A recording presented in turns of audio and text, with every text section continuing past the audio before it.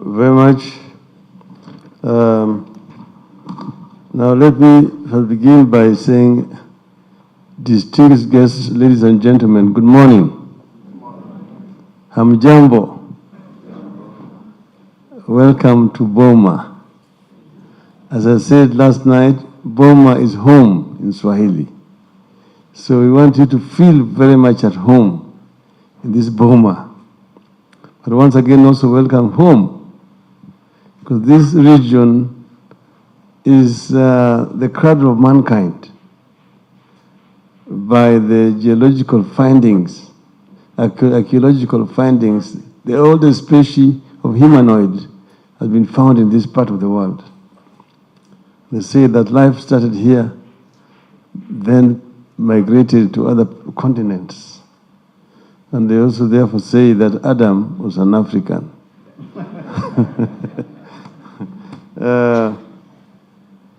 Bringing to you greetings from the chairperson of African Union, His Excellency Musa Faki Mahamat, and also the Commissioner for Infrastructure, Dr. Amani. They all wish this meeting all the success. Let me recognize here Commissioner for Trade and Industry, who is with us here, Mr. Albert Muchanga. We also here with, of course, Ron Osman, Senior Policy Officer of Industry. We have here my brother, the Minister for Transport and Communication of the United Republic of Tanzania, representing the President John Pombe Magufuli, Mr. Isaac Kamwele. And then we also have here Senator Francois Mwamba, representing President Felix Tshisekedi of the Democratic Republic of the Congo. Now, we come from different parts of the continent of Africa. I want to begin by extending a very warm welcome to all of you here. And I want to also thank you for finding time to come to this important meeting. We gather here at a time for a renewed realization by Africa that we have to take charge of our destiny as a continent. That after all, is what other continents are also doing. The founding fathers of our continent, our freedom, coined an idea of a united Africa when they were finding the Organization of African Unity in 1963. At that time, they said that no part of Africa can be free unless the rest of the whole of Africa is free.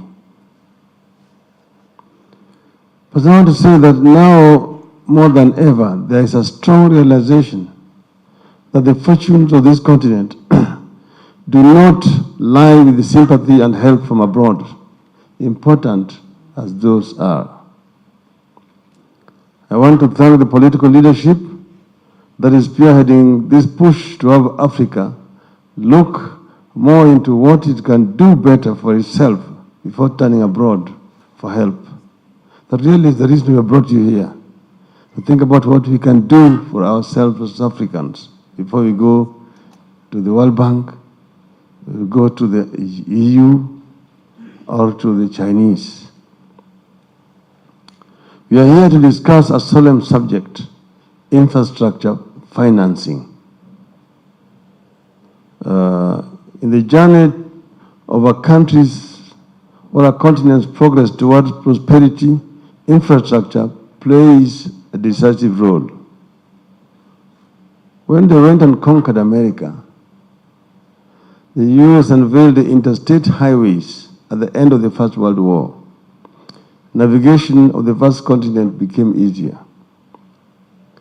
The once daunting rugged terrain got ironed out. Cities emerged, shopping malls sprouted, restaurants evolved to serve a continent of drivers. Tourism thrived, with the chains of hotels popping up along interstates to serve an influx of travelers. The highways turbocharged the economy. Before the interstate highways, Western world had invested heavily in the railways. The US built the first transcontinental railway across the North America in the 1860s, linking the eastern part of the country to the Pacific coast. By 1850, Western nations had 40,000 kilometers of railway line, while Africa, Asia, and Latin America combined had only 4,000 kilometers. One could say that investment in infrastructure is where regions and continents parted ways with regard to development. And that's why I mentioned infrastructure 3 times last night. This is where we in Africa began to fall behind with others, while others forged ahead. It is Africa's turn to take up infrastructure challenge. We must address it with the fierce urgency that is now. We know the challenge. We know what it will take to address the challenge. The infrastructure program that will turn around the continent's fortunes by way of addressing the roads, the rail, the airways, the waterways, the high-speed broadband connectivity, and energy needs as well are mapped out. At one time when I was Minister for Energy, I visited France, and I was a guest to then the French Minister for Energy, M. Balou, and told him, Mr. Odinga, Africa is a dark continent. I shuddered and I said, what does this man mean? He told me, yes, I'll show you that Africa is a dark continent. I was thinking of the old description of dark continent. He went and took out a satellite map and tells me, this is how Europe looks like at night from the satellite. And then he took another one, and when you could see the European city, lights all over the place.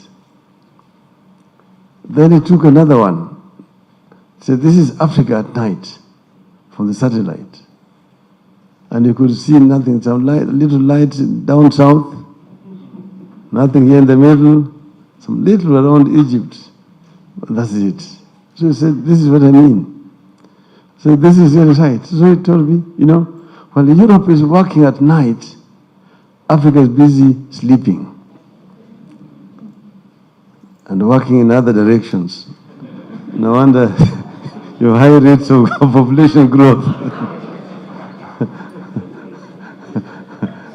That's it. This is something you can only answer by lighting Africa, by making Africa work at night productively. In fact, some like the Great North Road and the hydropower potential in the DRC were marked long before the continent became free from colonialism. We talk of Odinga in the DRC, but it's just become a pipe dream. Yet in Odinga, you can generate up to 45,000 megawatts, which will help to propel a number of industries in the continent. I wish to congratulate the African Union Commission and NEPAD for the meticulous work in recent years that has seen the continent map out the trans-African highways, the missing links, the high-speed rail, and the air transport and energy needs and their implementation status. From that work, we know what we need. We need a new frontier, a transcontinental corridor connecting the eastern and western Central Africa and deep sea ports of Lamu, Douala in Cameroon. And from there, we'll go all around the continent, to Cotonou, to Lomé, to Accra, to Abidjan, to Dakar, to Nouakchott, to Rabat, to Algiers, to Tunis, and to Cairo. We need a continental high-speed freight railway. This is another important change agent that will have a tremendous impact for the African continental free trade area. Because you ask yourself, yes, it is good to go to Kigali and sign the agreement to open up Africa. But how does Africa trade with itself? That's the infrastructure. I give the example where Kenya is only a stone's throw away from a country called the Central African Republic. Only South Sudan is between us and the Central African Republic. But to export our goods to the Central African Republic, you have to get a ship that will go down the Cape of Good Hope, come up along the West African coast to Douala in Cameroon, and then by road all the way to Bangui. The French are there faster than us. Yet it's only about 2 hours by plane from here to there. We need to complete the Trans-Sahara Highway, the Dakar, N'Djamena, Djibouti Road and Rail, the Kinshasa-Brazzaville Bridge, the North-South Corridor involving South Africa, Zimbabwe, DRC, Namibia, Botswana, Angola, and Lesotho.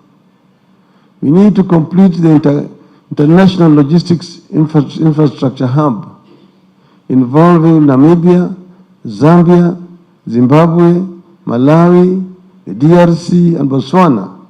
We need to complete the Lagos-Abidjan-Dakar Highway, to mention but a few.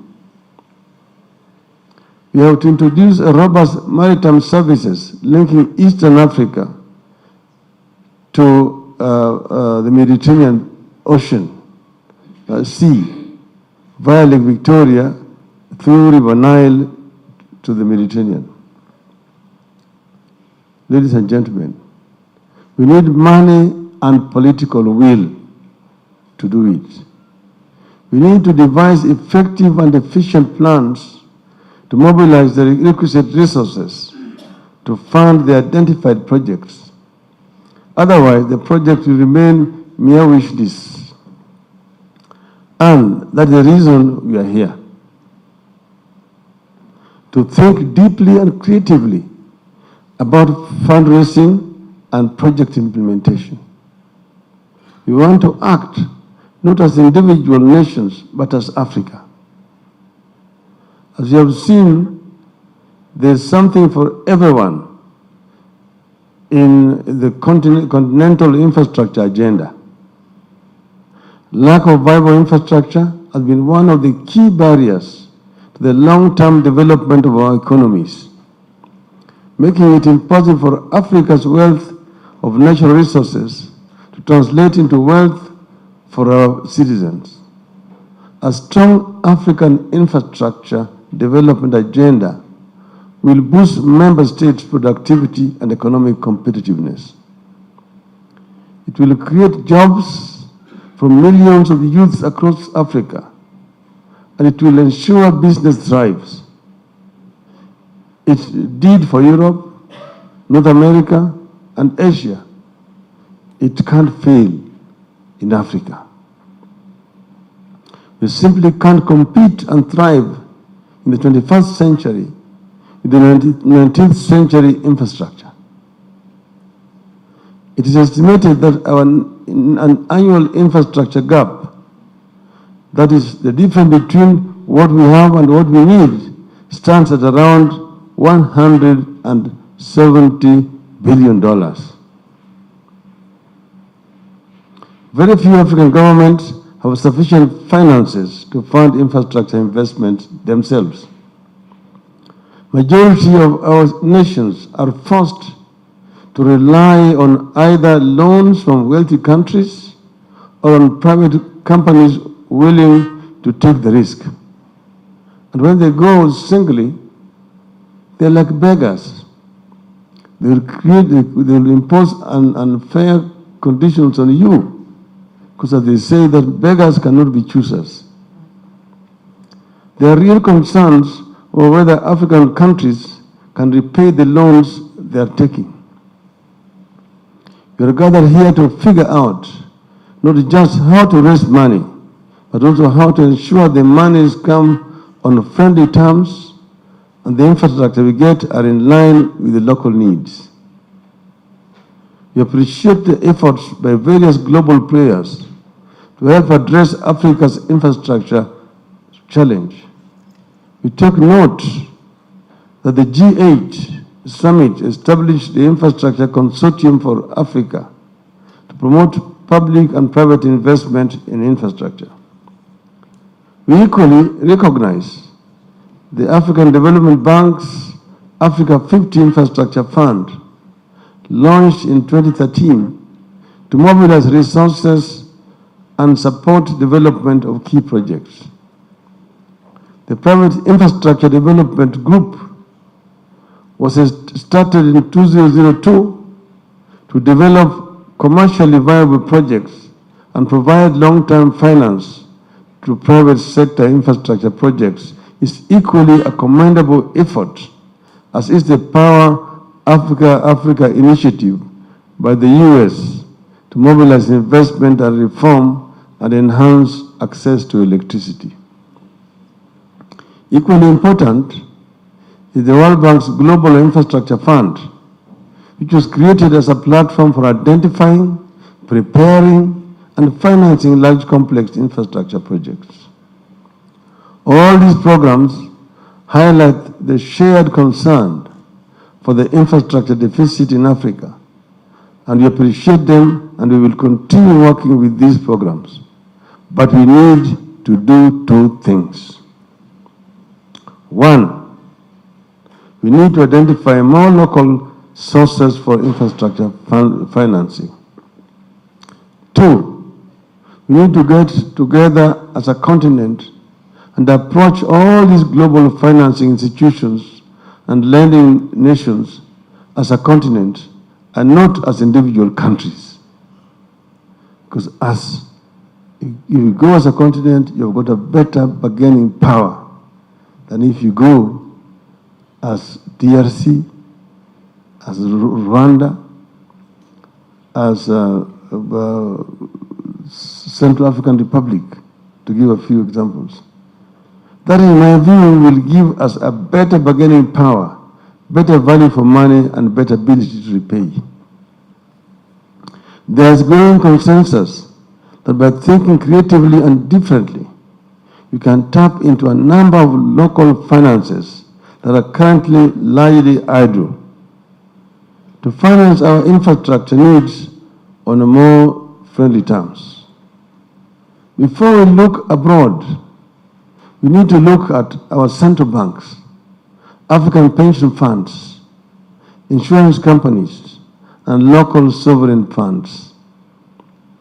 We believe that countries like Botswana, Namibia, South Africa, Kenya, Angola, Morocco, Egypt, and Nigeria, just to mention a few, have pension funds and sovereign funds that can be tapped into to fund infrastructure. And here you can even talk just about 5% of those funds. We need to address the governance and regulatory obstacles that limit the allocation of these funds for infrastructure development. We also need to explore ways to partner with our commercial banks so that we can tap into their reserves to finance infrastructure. All this could come under an African Continental Infrastructure Fund under the auspices of AU to pool financial resources. I believe the creation of such a fund will be strategically and symbolically valuable. I want to believe that we all agree that there is a reason for us to get down to work. That some of the people who do this work are in this room, and that we are all willing to apply our minds and resources and roll up our sleeves for Africa. I finish by my famous quote of the African lion. The African lion sending a message to the Asian tiger. And the African lion says that I am the African lion, the king of the jungle. I have been asleep in the African forests in the Congo for a long time when you have danced as Asian tiger alone on the stage, far too long. The European bear retreated to the poles, the polar regions, long time ago. The American panda is also on the retreat, running. But I'm now up and awake. Up here on the river Congo, the mighty Congo, the mighty Nile, the Zambezi, the Limpopo, the Niger, the Gambia, and huge mountains to the east, Mount Kenya, Kilimanjaro, Elgon, the Atlas Mountains to the west. I am sitting on African gold, on African diamond, on African oil, on African bauxite, on African iron ore, and in African forests. And I'm going to use all my power to transform this to the wealth for the people of Africa and claim the 21st century as the African century. I thank you.